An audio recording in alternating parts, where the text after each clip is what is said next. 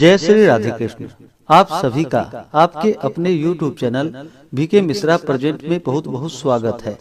आइए आज आप सब सुनेंगे चौथ माता की कहानी। तो बोलिए प्रेम से चौथ माता की जय, भगवान गणेश की जय, सर्वदेवी देवता की जय। कथा के अनुसार एक नगर में एक बूढ़ी माँ रहती थी। वह अपने बेटे की सलामती के लिए 12 महीनों की चौथ का व्रत करती थी। हर चौथ को पंसारी से थोड़ा सा गुड़ और घी लेकर 4 लड्डू बनाती, एक बेटे को दे देती, एक से पूजा करती, एक हथकार के लिए निकालती और एक चांद उगने पर खुद खा लेती थी। एक बार उसका बेटा ताई से मिलने गया। ताई ने चौथ का व्रत रखा था। ताई से पूछा, माँ तो 12 चौथ करती है। ताई बोली, तेरी माँ तेरी कमाई से तरमाल खाने के लिए 12 चौथ करती है। तू परदेश जाए तो वह एक भी चौथ नहीं करेगी। लड़के को लगा ताई सच कह रही है। घर आकर माँ से कहा कि माँ मैं परदेश जा रहा हूँ, यहाँ तू मेरी कमाई खाने पीने में ही उड़ा देती है। माँ ने समझाकर रोकना चाहा, पर बेटा नहीं माना।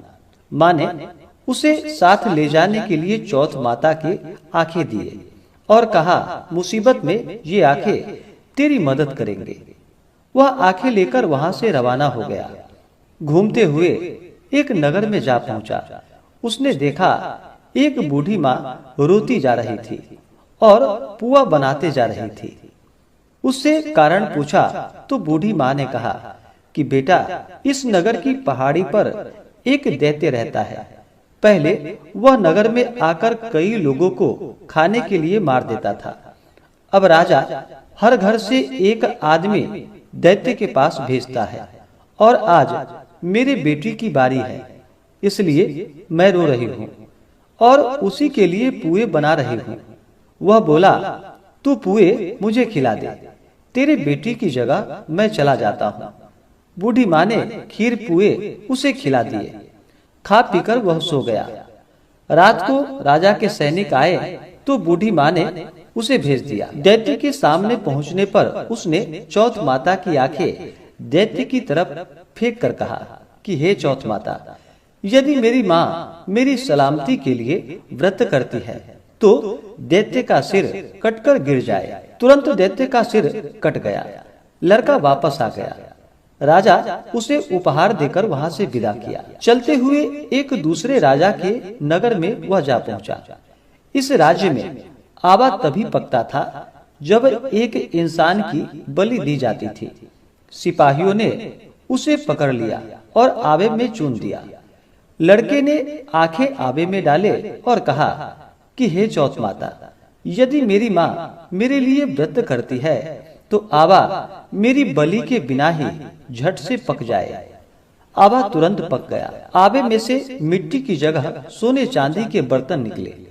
अंदर से लड़का बोला, बर्तन धीरे धीरे निकालना, मुझे लग नहीं जाए। राजा ने उसे निकलवाया और पूछा कि इस आवे से तुम कैसे बच गए।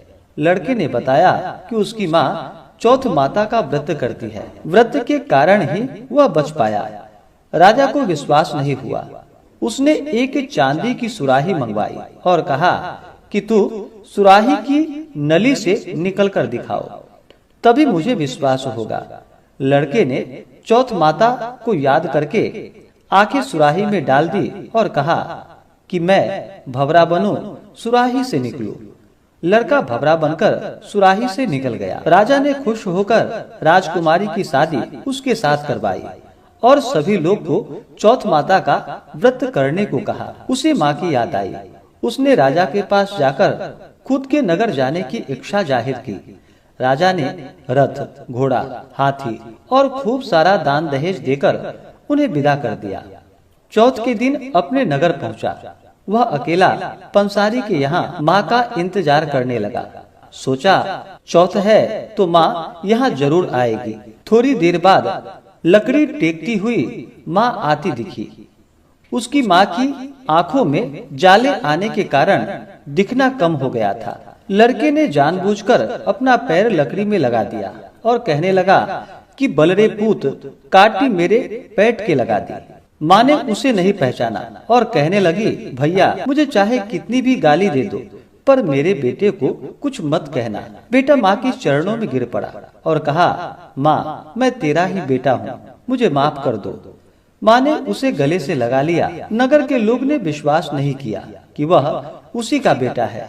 बूढ़ी माँ ने चौथ माता को याद करके कहा कि हे चौथ माता, यदि मैं अपने बेटे के लिए व्रत करती हूँ तो मेरे स्तन में दूध भर जाए और उसकी धार मेरे बेटे के मुंह में गिरे। माँ के स्तन से दूध की धार निकलकर बेटे के मुंह में गिरने लगी। लोग चौथ माता की जय जयकार करने लगे। उस नगर के सभी लोग चौथ माता का व्रत करने लगे। हे चौथ माता, जैसे बूढ़ी माँ और उसके बेटी की सहायता की, वैसे हमारी भी करना। कहानी कहने, सुनने और हुंकारा भरने वाले पर अपनी कृपा बनाए रखना। तो बोलिए प्रेम से चौथ माता की जय, भगवान गणेश की जय, सर्वदेवी देवता की जय। इसी प्रकार से जो भी भक्त सच्ची श्रद्धा के साथ, नियम और निष्ठा के साथ प्रत्येक मास की चौथ का व्रत धारण करते हैं, इस दिन भगवान गणेश जी का पूजन करते हैं, चौथ माता का पूजन करते हैं और फिर चंद्र देवता को अर्घ्य प्रदान करते हैं। इससे भगवान गणेश और चौथ माता प्रसन्न हो करके अपने भक्तों के सभी प्रकार के दुख और कष्ट को दूर कर देती है तथा सुख और समृद्धि का आशीर्वाद प्राप्त होता है। तो आशा करता हूँ कि यह जानकारी आपको अच्छा लगा हो। ऐसे ही ज्ञानवर्धक जानकारियाँ प्राप्त करने के लिए हमारे इस चैनल पे अगर आप नए हैं तो चैनल को लाल बटन दबा करके सब्सक्राइब करें, साथ में बेल आइकन घंटी को दबाएं ताकि मेरे वीडियो का नोटिफिकेशन आपको समय से मिलता रहे। वीडियो को लाइक करें, शेयर करें। सुखी रहें और स्वस्थ रहें। जय श्री राधे कृष्ण। धन्यवाद।